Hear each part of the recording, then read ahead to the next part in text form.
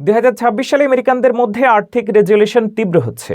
Fidelity সমীক্ষা দেখিয়েছে 64% মানুষ সঞ্চয় বাড়ানো, ঋণ কমানো এবং খরচ নিয়ন্ত্রণকে প্রধান লক্ষ্য হিসেবে নিচ্ছে।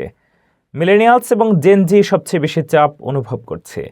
আপনার অর্থ পরিস্থিতি শক্তিশালী করতে এখনই বাজেট ও জরুরি তহবিল তৈরি করুন। 2026 সালের শুরুতে আরও বেশি আমেরিকানরা আর্থিক রেজলিউশন গ্রহণের দিকে মনোযোগ দিচ্ছে। ফিডেলিটি ইনভেস্টমেন্টস এর সাম্প্রতিক সমীক্ষা অনুযায়ী গত বছরের 56% থেকে এই বছর 64% মানুষ নতুন বছরের জন্য আর্থিক লক্ষ্য নির্ধারণ করছেন। সমীক্ষা দেখিয়েছে শীর্ষ 3টি আর্থিক লক্ষ্য একই আছে। 44% মানুষ আরও টাকা সঞ্চয় করতে চায়, 36% ঋণ কমাতে চায় এবং 30% খরচ কমাতে চায়। বিশেষ করে মিলেনিয়াল এবং জেনারেশন জেড গ্রুপের মানুষদের ব্যক্তিগত অর্থের চাপ বেশি।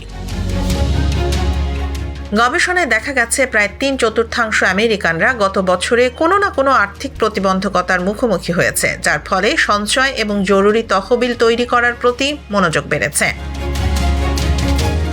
20% মানুষ উল্লেখ করেছে তারা অপ্রত্যাশিত জরুরি পরিস্থিতির মুখোমুখি হয়েছে।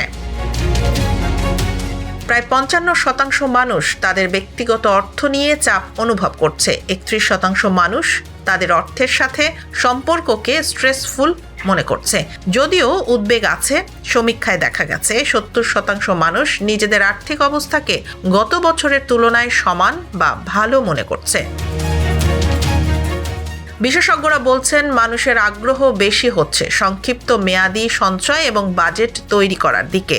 25% মানুষ আগামী বছরে জরুরি তহবিল বাড়াতে চায় এবং 23% মানুষ খরচের বাজেট মেনে চলার লক্ষ্য নির্ধারণ করেছে।